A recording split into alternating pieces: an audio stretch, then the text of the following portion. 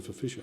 Thank you, Mr Deputy Speaker. Today I rise to talk about people like Bill and Jean from Queensland. I won't say their surname. They recently found themselves victims of a cybercrime. And I'm going to struggle, Mr Deputy Speaker, to speak about this issue without using unparliamentary language.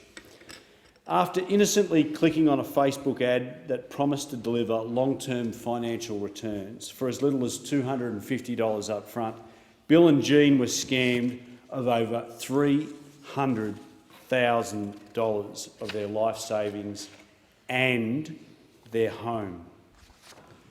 The harsh reality is that Bill and Jean are just one of many. Australians are increasingly being exposed to identity, romance and telco crimes as offshore crooks get smarter and more cunning in their ability to catch us out. IDCare is a joint government industry-initiated community support organisation which was launched by the Coalition Government in 2014 to support the community at the front line of identity crimes, scams and cybercrimes. Under the leadership of Managing Director David Lacey, Professor David Lacey of the University of the Sunshine Coast, IDCare operates a phone counselling service offering support and practical guidance to people who report cybercrimes and scams. Demand for IDCare services has increased fourfold since 2015. By the end of 2019, they will have provided support to around 50,000 people and are on track in coming years to reach 100,000.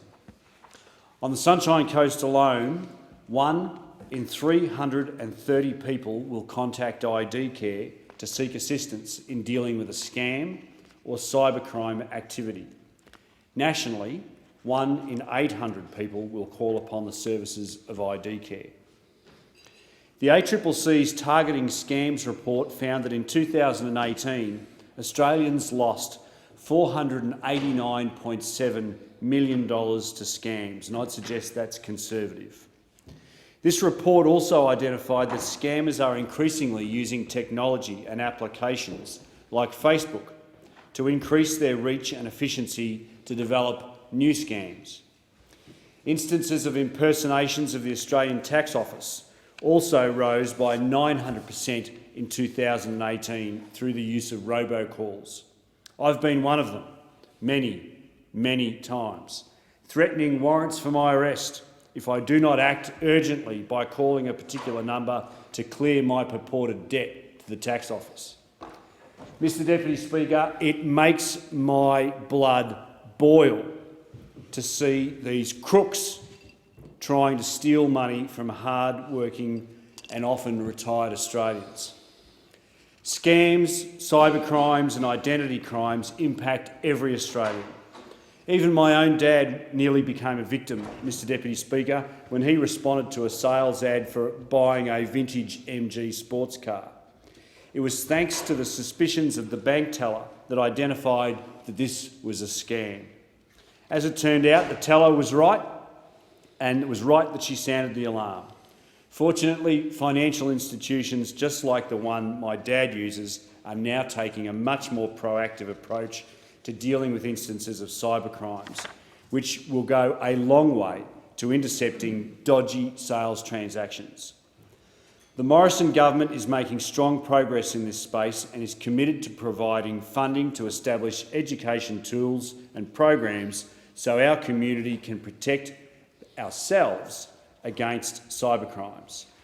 On the 29th of April 2019, the Morrison government announced $156 million to protect older Australians, small businesses and national security assets from the risk of cyber attacks. This included investing $50 million to create a cybersecurity national workforce growth program to invest in creating a cyber workforce, $40 million to establish a countering foreign cyber criminals capability within the Australian Cybersecurity Centre, and drawing on the expertise of the AFP to combat the increasingly sophisticated organised cybercrimes gangs, and $26 million to support the Australian Cybersecurity Centre. According to David Lacey, we need to talk about these crimes when they happen. David says in his experience many people feel ashamed and embarrassed that they have become a victim. These crooks are clever and cunning, and we need to do everything we can to thank the stop them. member for Fisher.